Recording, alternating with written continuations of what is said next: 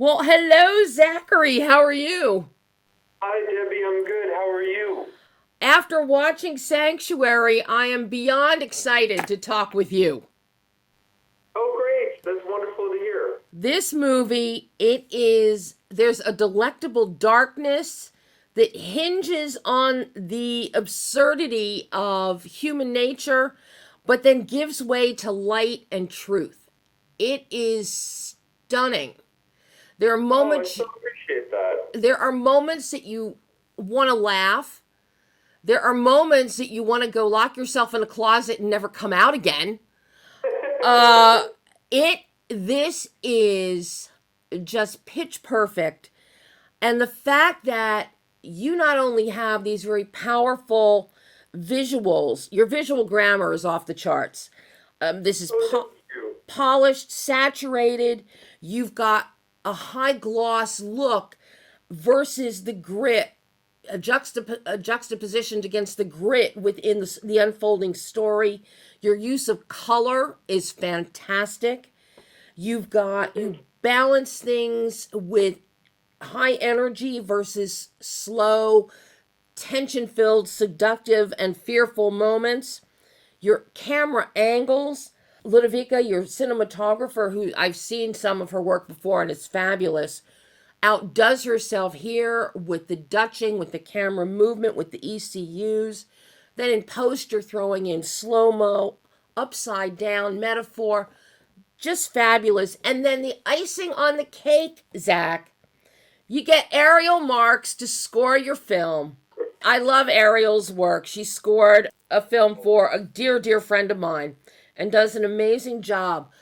But the score even mirrors the emotion that we're seeing on screen, such as at the 22-minute mark while we're playing a game.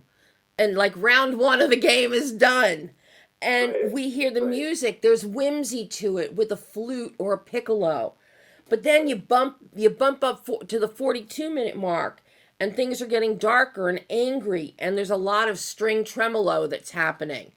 And that increases even more at the 54-minute mark and continues. But then we get to lightness and whimsy, but also with an undercurrent of the golden age of Hollywood, with the Yeah. happier orchestral endings. This on every level, Zach, you have left no stone unturned. Oh, thank you so much. I really appreciate that the film resonated with you so strongly. That means the world to me. And it's such a dialogue heavy film, too. Very Absolutely. dialogue. I mean, I don't know what is stronger here. The unfolding human connection, tensions, the action, because you gotta love action in here too. You've got everything here. How did you even, once you had the script in hand, the subject matter, of course, I'm fascinated by. I used to know some women who were dominatrixes.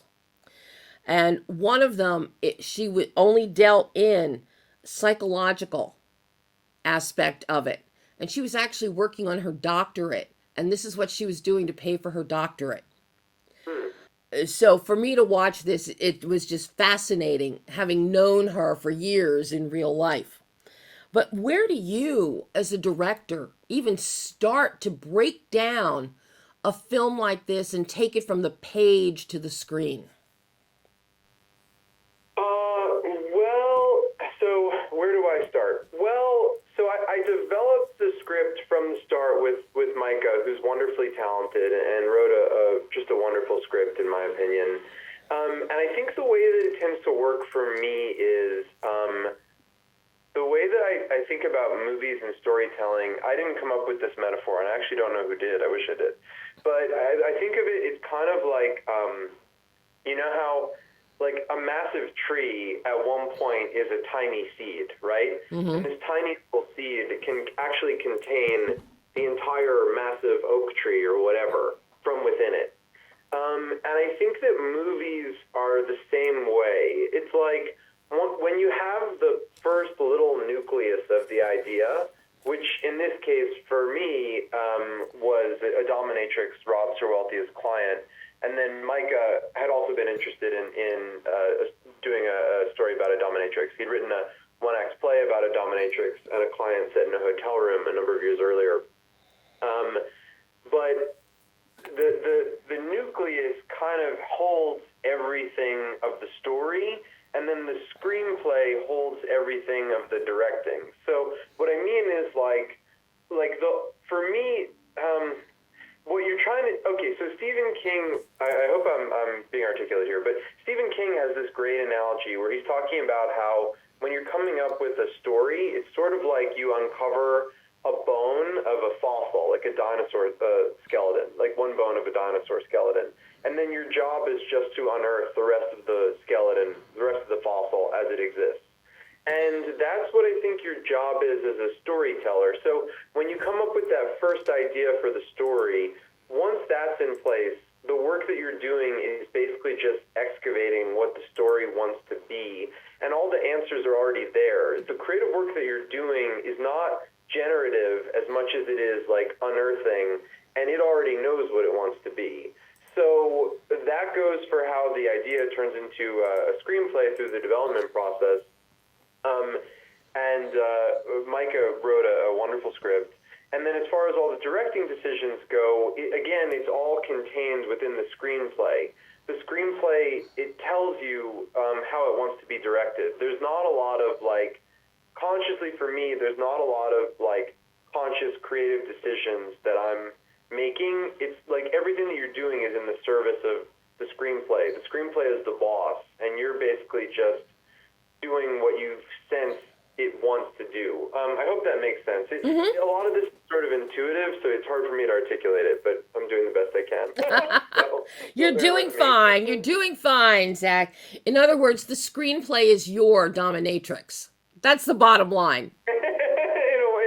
in a manner of speaking, I suppose so. It really does dictate the terms of how the film is going to be directed. You're not trying to bring your own personal taste, whatever your personal taste or sensibility is, that's going to help you with certain decisions that you might make about, framing and use of color and whatever. But really, the big stylistic decisions are decisions that you're making relative to what the story needs to be and wants to be. You're there to support the story. Talk to me about working with your cinematographer and also with your production designer, Jason Singleton, because that is a marriage here that is crucial. That production design to get the opulence, but also to get the richness of the color. All the walls are all different colors and they're very rich and saturated. Yep. Talk to me about working with the two of them to come together with this visual look and the importance of color here, because color, and then you offset it with some of those great Edison kind of light bulbs, which just look spectacular. So I'm curious about developing that look, which really is what carries us through. Sure.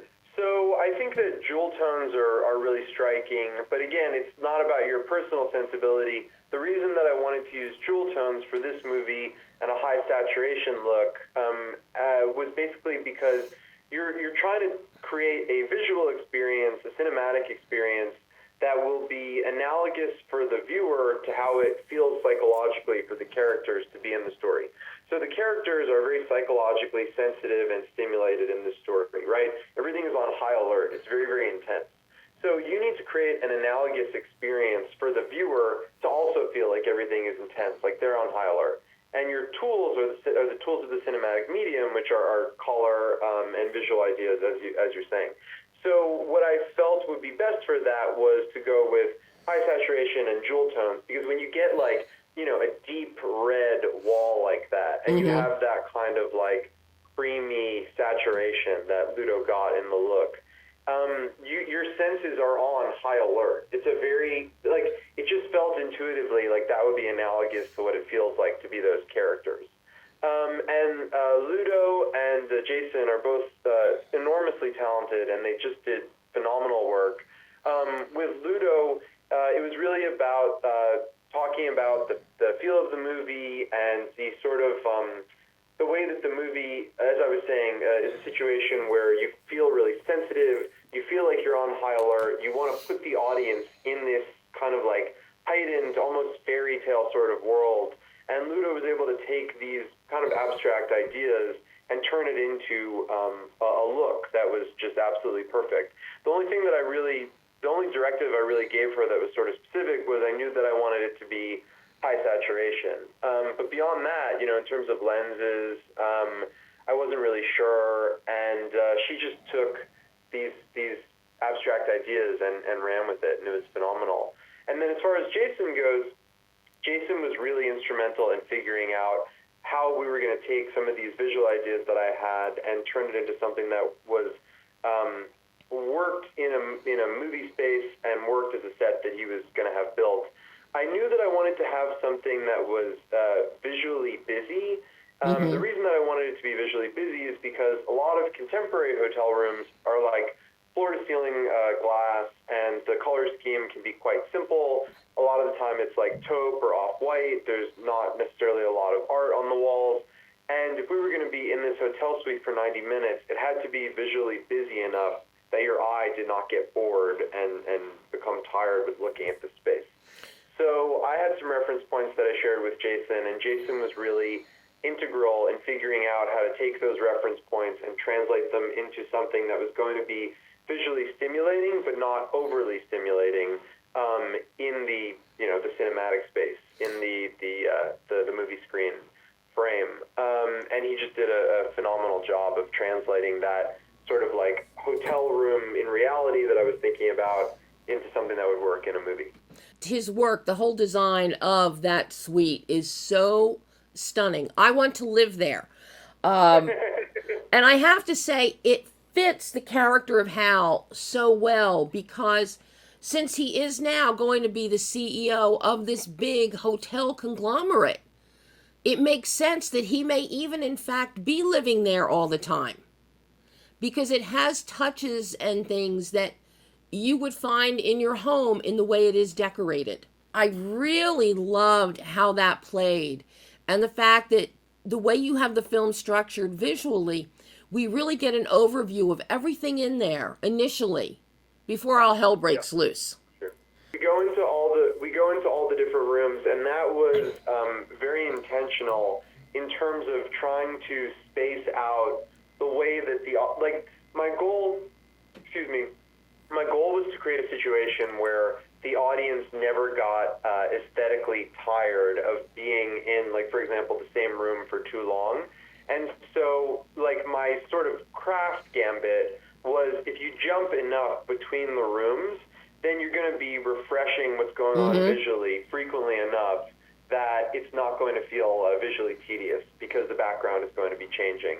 But then, of course, you can't go back to the room that you were in earlier and have it look exactly the same. Things have to be different. Curtains can be open or be closed. Lights can be changed. Lights can go off. Lamps can get smashed. You have to always be creating. You don't ever want to be in the same room looking the same way in a movie. It always has to be shifting. You have to make the audience feel like you're traveling somewhere. Two subjects that I have to talk to you about: the editing, creating the tension, balancing the white-hot, sizzling chemistry between Margaret and Christopher as Rebecca and Hal, and of course that score. Because all of that, the editing, without that editing, all of that other work is not going to give us the thrilling, edge-of-your-seat, hyper-sensualized experience that the film gives. And of course then Ariel's score, as I mentioned at the top. Talk to me about each of those aspects. Sure. Well, so we had two wonderful editors on the film. Kate Brokaw, who was really instrumental in going through takes with me, and we talked through different ideas about performance and what made sense, and just sort of like, creating something that was going to feel emotionally immersive, and she was just wonderful with talking about. Margaret and Chris are so talented, and they're always giving you so much psychological detail in everything that they do. And Kate was really instrumental in helping me sort of parse everything that was going on there.